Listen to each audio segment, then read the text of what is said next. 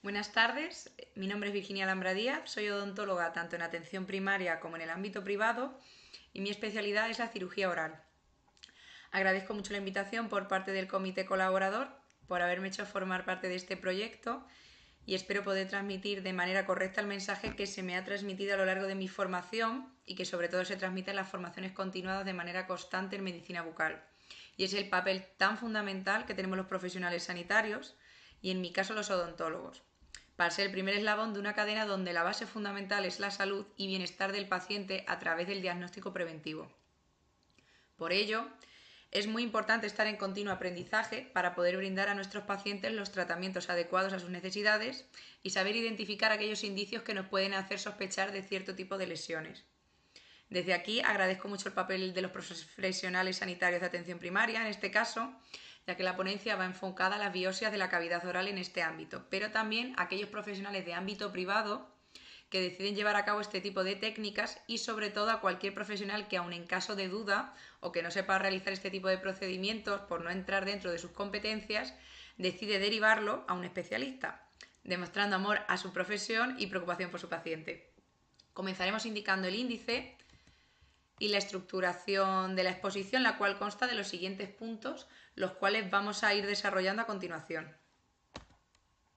Creo que es muy importante empezar a hablar del sistema de la seguridad social en España para poder comprender un poco cómo se organiza a nivel sanitario nuestro sistema. El sistema de la seguridad social es un conjunto de regímenes a través de los cuales el Estado garantiza a las personas comprendidas en su campo de aplicación por realizar una actividad profesional o por cumplir los requisitos exigidos en la modalidad no contributiva, así como a los familiares o asimilados que tuvieran a su cargo, para la protección adecuada en las contingencias y situaciones que la ley define. El convenio se aplica según las siguientes prestaciones, aunque cabe destacar que pueden estar en relación con España o con Andorra, aunque nosotros nos vamos a basar principalmente en las relacionadas en España. Por supuesto, en relación con España, las prestaciones del sistema de la seguridad social comprenden esta serie de puntos que vemos a continuación, pero nosotros nos vamos a centrar en la asistencia sanitaria por maternidad, enfermedad común o profesional y accidentes sea o no de trabajo. La asistencia sanitaria en España vemos que a efectos de las prestaciones de modalidad contributiva están incluidos dentro del campo de aplicación del sistema de la seguridad social y cualquiera que sea su sexo, estado civil o profesión, todos los españoles que residan en España y los extranjeros que residan o se encuentren legalmente en España, siempre que en ambos supuestos ejerzan su actividad en territorio nacional y que estén incluidos en apartados como trabajadores por cuenta ajena, estudiantes, funcionarios públicos civiles, autónomos, etc.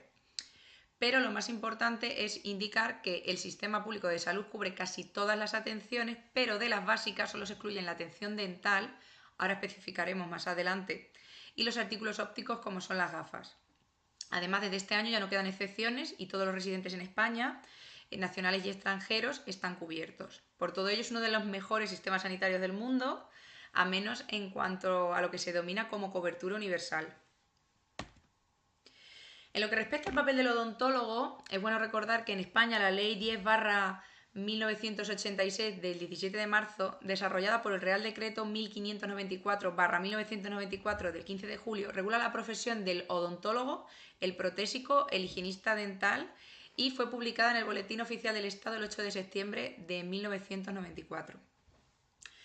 La ley, aunque parezca que no, pero creo que es muy importante destacar esta ley, ya no solo porque regula la profesión, sino porque también vamos a ver la evolución que ha sufrido este tipo de profesión y por qué fue necesaria su estructuración hasta el día de hoy.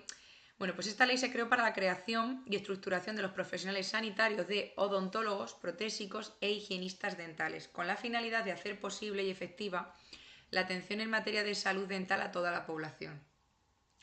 Uno de los principales problemas que existía en aquella época era que a la hora de acometer la necesaria reestructuración en materia de salud dental por el déficit de profesionales existentes, aunque en la actualidad vamos a destacar que el gran número de profesionales en activo y el gran número de profesionales que se gradúan anualmente de los diferentes centros no es igual que la situación en la cual se hizo esta ley.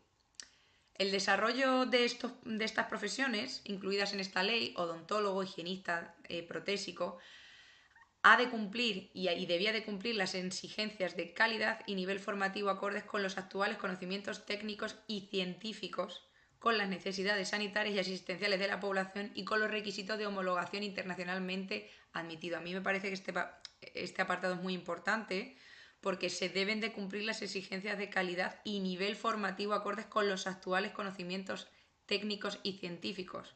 Es decir, se nos obliga por ley a estar actualizados conforme a las nuevas publicaciones y a las nuevas actualizaciones en literatura científica y en investigación.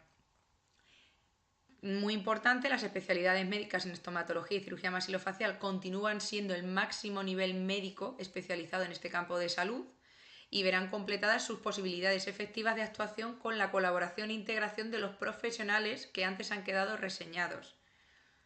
Por lo tanto, siempre por jerarquía, la figura superior va a ser la especialidad médica en estomatología y cirugía maxilofacial.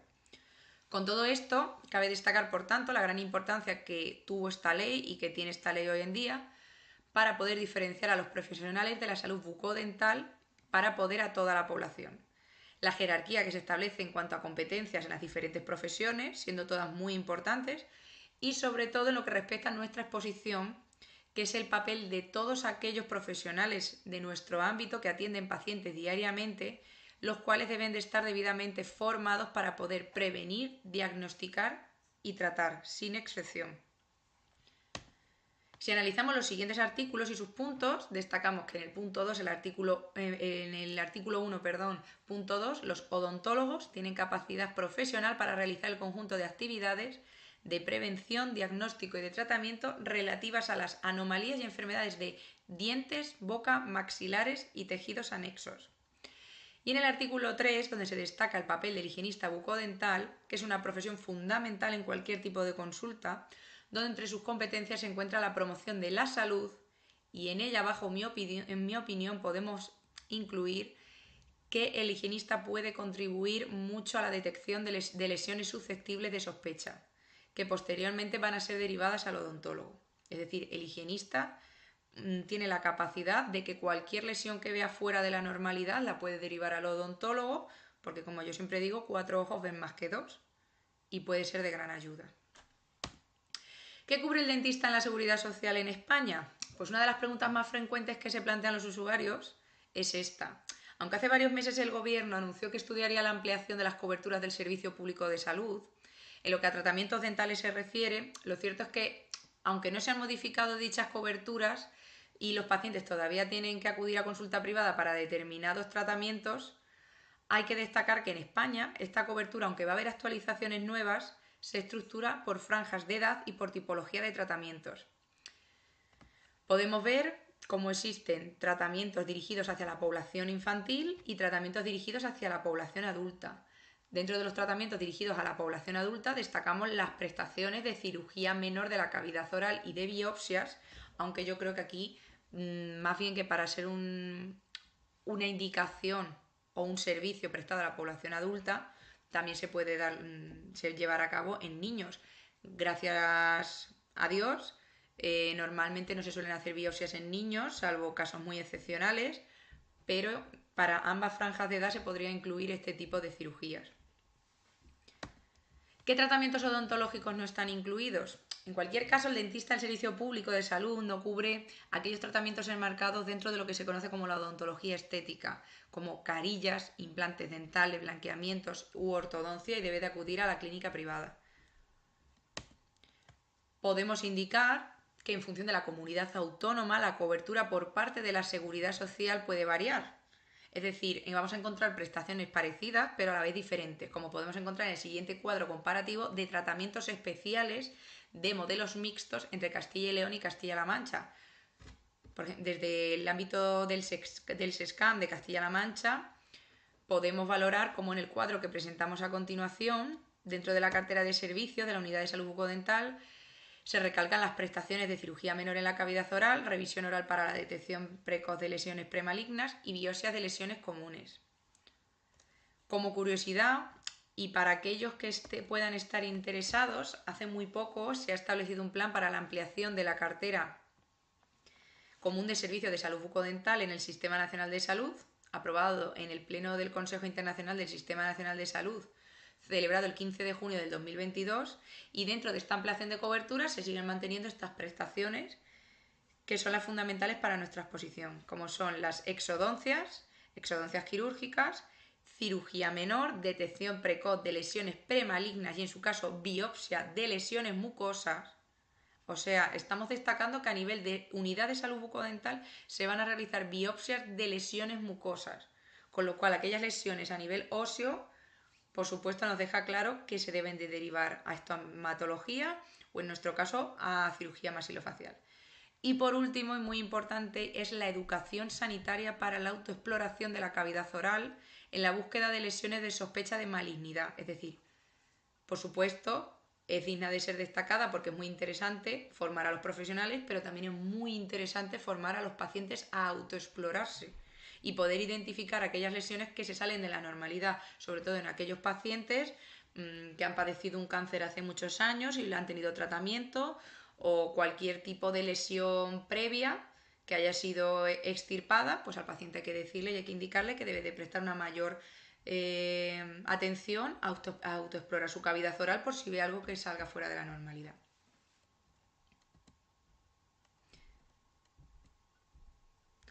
Cirugía menor.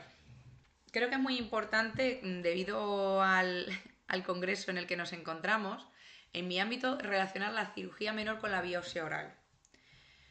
En este punto hablaremos de la cirugía menor, pero intentando relacionar ambos conceptos, porque aunque no es el mismo tipo de procedimiento, vamos a poder encontrar similitudes que podríamos englobar en el mismo acto clínico de la biopsia. Es decir, hacer como que la biopsia es un tipo de cirugía menor. La cirugía menor se define como el conjunto de procedimientos quirúrgicos sencillos y de corta duración realizados sobre tejidos superficiales o estructuras fácilmente accesibles bajo anestesia local y tras las que no son esperables complicaciones postquirúrgicas significativas. Los programas de cirugía menor que se realizan en atención primaria suponen la recuperación por parte de los médicos de familia de una actividad médica tradicional y que supone un nuevo elemento en la mejora de la gestión sanitaria, teniendo como objetivo dotar al profesional de mayor capacidad resolutiva, ampliando sus posibilidades diagnósticas y terapéuticas, y para el paciente una reducción del tiempo de espera quirúrgico, que además se realizará en un espacio familiar como el centro de salud, evitándole desplazamientos innecesarios con la consiguiente satisfacción del usuario y un importante ahorro económico.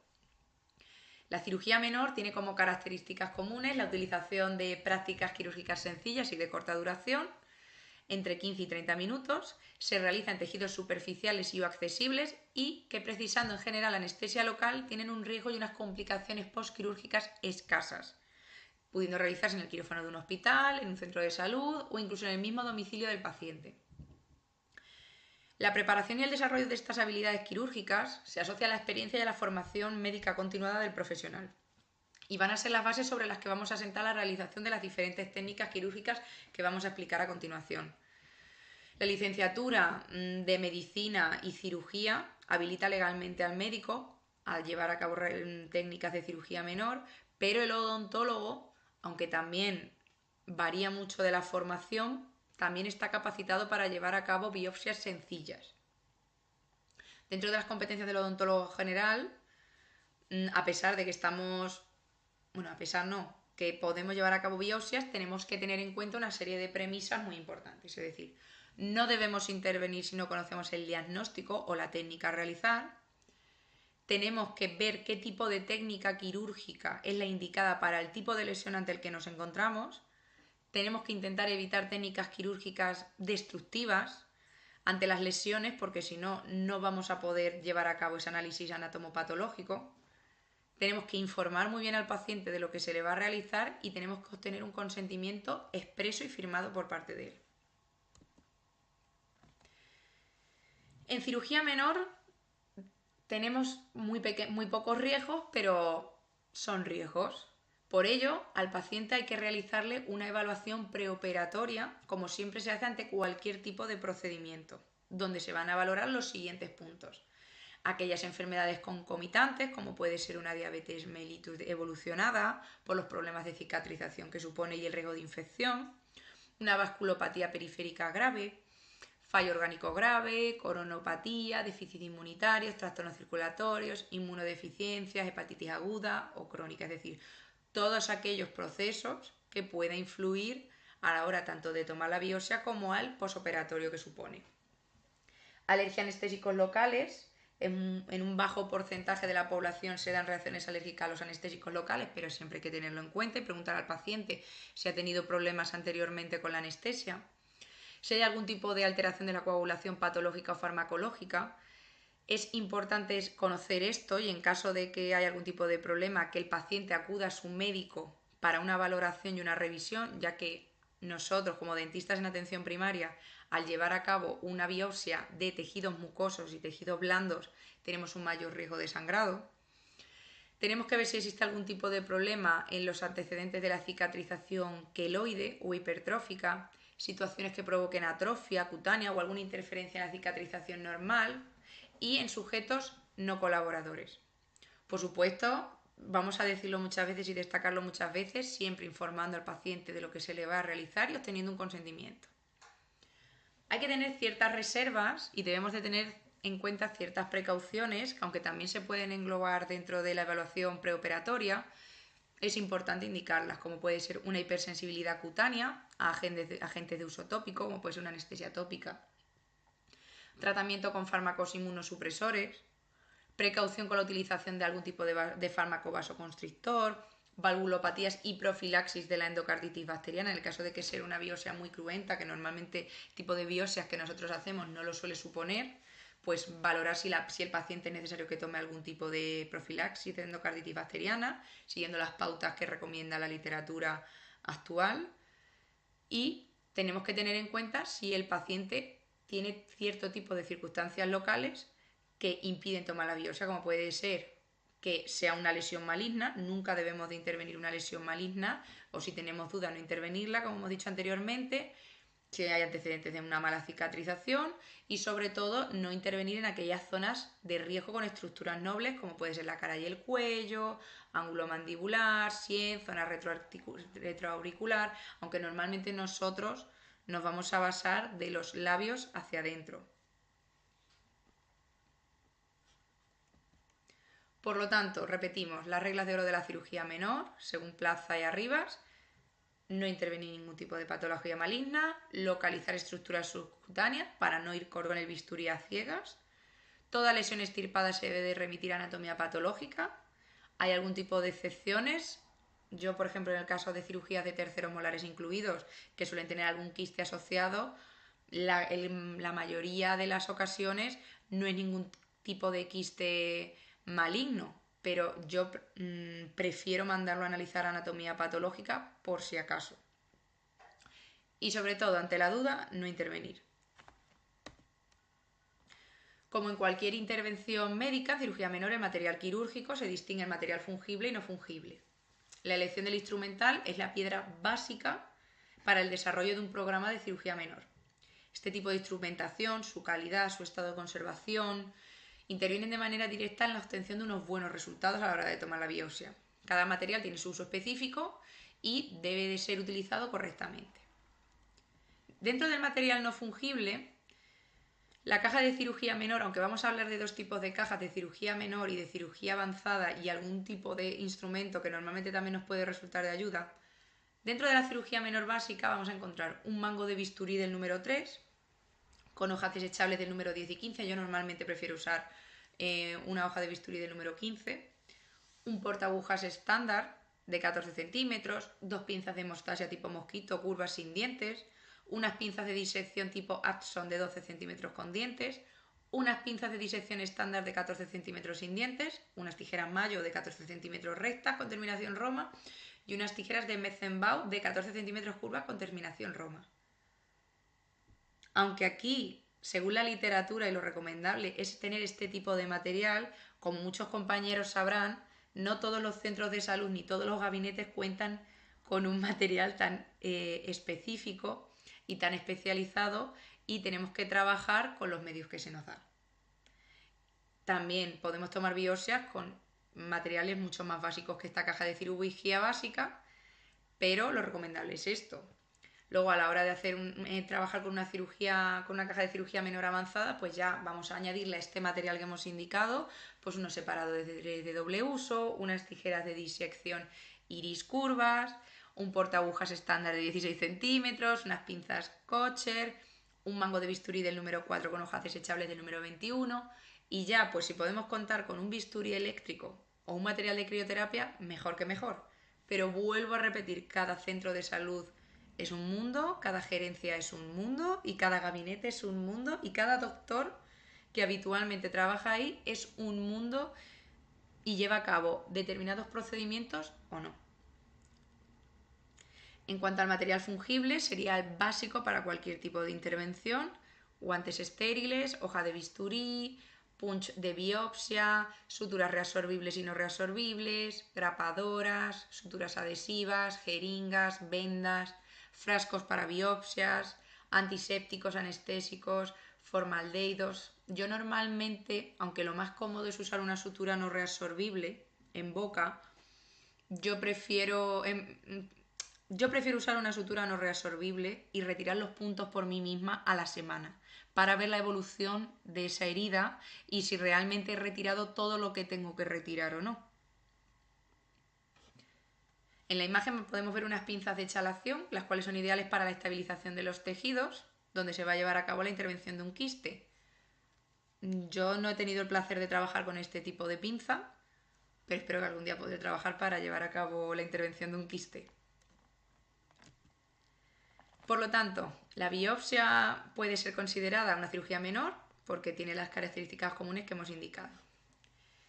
Este procedimiento de la biopsia oral es un procedimiento quirúrgico encaminado a obtener un organismo vivo para su estudio macroscópico, básicamente con una finalidad diagnóstica.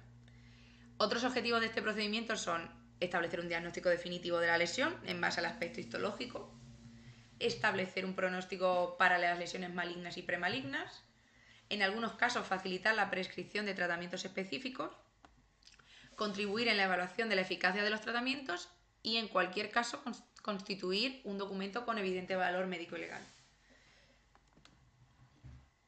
De forma previa, el procedimiento quirúrgico, como cualquier tipo de intervención, se debe realizar una historia clínica que recoja aspectos sobre la lesión referentes al tamaño, forma, color, textura, consistencia, tiempo de evolución, síntomas asociados y ver si hay presencia de adenopatías locorregionales, con la finalidad de establecer un buen diagnóstico clínico y un buen diagnóstico diferencial. Y por supuesto, como siempre decimos, informando al paciente de todo lo que se le puede hacer y todo lo que puede suceder. Siempre con un lenguaje llano y tranquilizador. Cuando el dentista descubra o confirma la presencia de una lesión, por supuesto vamos a informar al paciente, tenemos que convencerle de la importancia de un tratamiento urgente de la lesión, pero sin alarmarle. Porque palabras como lesión, tumor, crecimiento, biopsia tienen unas connotaciones terroríficas para muchos pacientes y sobre todo si son pacientes que anteriormente han padecido algún tipo de cáncer o cualquier tipo de patología que les haya podido desarrollar un miedo. Por lo tanto, con mucha empatía vamos a evitar a estos pacientes esa ansiedad y ese choque emocional, eligiendo correctamente las palabras empleadas relativas al concepto de lesión y siempre recordándole que la mayoría de las lesiones que hay en la cabeza y el cuello son benignas y que simplemente estamos haciendo un procedimiento meramente preventivo. En cuanto a la historia clínica, vamos a englobar la importancia de las patologías previas que puede tener el paciente y cuál es su estado de salud general actual. Es importante recabar la información médica del paciente durante el diagnóstico porque los hallazgos recientes nos revelan que con frecuencia hay una interrelación entre la salud dental y general de los pacientes. Es decir, muchas veces las lesiones orales pueden ser un reflejo de problemas de salud sistémicos o contribuir a ellos. Es más, es esencial documentar y registrar en la historia clínica detallada con una evaluación clínica completa e incluso incluyendo una consulta médica con su profesional si es necesario. ¿Por qué? Porque en primer lugar un problema médico preexistente puede afectar o resultar afectado por el tratamiento odontológico, es decir, pueden necesitar precauciones de tratamiento especiales, como puede ser un diabético o un paciente inmunodeprimido, como anteriormente hemos indicado. Y la segunda razón es para conocer el estado de salud general del paciente, porque quizás esta lesión puede ser la manifestación oral de una enfermedad sistémica importante o una recidiva de un cáncer que fue tratado anteriormente. En cuanto a los antecedentes de la lesión específica, siempre se dice en medicina que si escuchamos al paciente lo suficiente, normalmente nos va a llevar a un buen diagnóstico. El problema es que muchos profesionales sanitarios no escuchan al paciente o no se le plantea al paciente las preguntas correspondientes para que el paciente se pueda abrir bien con nosotros, simplemente por el miedo. Estas preguntas, ¿cuáles van a ser? ¿Desde cuándo está presente la lesión? ¿Por qué? Porque una lesión que puede haber estado durante muchos años en la cavidad oral puede ser congénita y lo más probablemente es que sea benigna, mientras que una lesión que crece rápidamente y que tiene una gran velocidad de expansión se va a considerar más peligrosa. ¿Ha cambiado de tamaño? ¿Por qué? ¿Por qué es importante si ha cambiado de tamaño o no? Junto con la velocidad de crecimiento o desde cuánto tiempo lleva la lesión ahí. Porque un cambio en el tamaño a nivel radiográfico clínico o en ambos es muy importante obtener esa información y cómo la debe determinar el dentista. Porque una lesión agresiva que aumenta muy rápidamente, lo más seguro es que sea una lesión maligna. Mientras que una lesión con un crecimiento lento, sugiere un proceso que seguramente va a ser benigno. ¿Han cambiado sus características? Hay que anotar siempre los cambios de características físicas de la lesión porque pueden ayudar al diagnóstico y sobre todo si la tenemos en evolución. ¿Qué síntomas se asocian a la lesión? Por ejemplo, ¿hay dolor? ¿Hay una función alterada? ¿Hay anestesia o parestesia? ¿Hay un sabor o un olor anormal en la cavidad oral? ¿Hay problemas al tragar? ¿Disfagia? ¿Hay inflamación de los ganglios linfáticos cervicales? ¿Por qué es importante? Porque las lesiones con un componente inflamatorio se asocian normalmente al dolor. Los cánceres, que muchos consideran erróneamente que provocan dolor, no son dolorosos a menos que se sobreinfecten. Los cambios en nervios sensoriales como una anestesia, una sensación de hormigueo, parestesia, suele asociarse a un proceso maligno o inflamatorio a menos que se puedan identificar otras causas posibles. La disfagia puede sugerir cambios en el suelo de la boca y los tejidos parafaringios. La inflamación puede producirse a partir de lesiones orales, indicando un proceso expansivo de una o varias causas, como inflamación, infección, quistes o incluso la formación de tumores. ¿Qué localizaciones anatómicas están afectadas? Ciertas lesiones tienen predilección por determinadas áreas anatómicas. ¿Por qué es importante? Porque si la lesión está confinada a un tejido queratinizado o no queratinizado, o en regiones con tejido glandular, o áreas de anatomía vascular o neural, pues todo esto nos puede proporcionar claves para el diagnóstico. ¿Existe algún síntoma sistémico asociado como fiebre, náuseas o malestar general? ¿Ha notado el paciente algún cambio similar en algún momento o ha tenido lesiones similares en tejidos orales o periorales anteriormente? El profesional debería de buscar siempre posibles relaciones o manifestaciones de enfermedades o situaciones sistémicas que pueda tener el paciente. Por último, ¿existe algún acontecimiento concreto relacionado con el comienzo de las lesiones? Por ejemplo, un traumatismo, un tratamiento reciente, una exposición a toxinas, alérgenos, visitas a países extranjeros. Siempre hay que buscar una explicación posible basándonos en antecedentes médicos.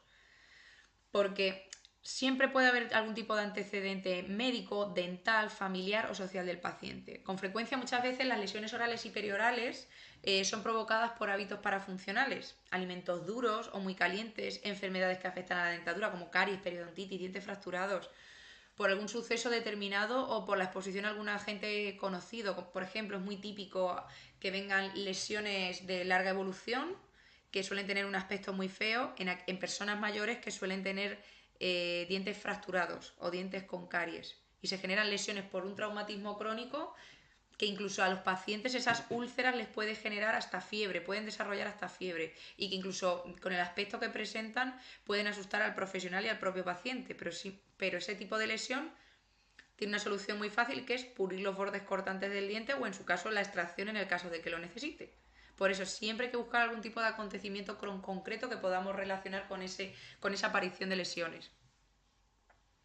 En cuanto a la exploración clínica, siempre que se descubre una lesión es obligatorio realizar una exploración clínica y radiológica exhaustiva y sobre todo palpar los ganglios linfáticos regionales. Una vez que la exploración se completa, se debe de documentar esta historia clínica con una detallada descripción tanto de hallazgos objetivos y subjetivos.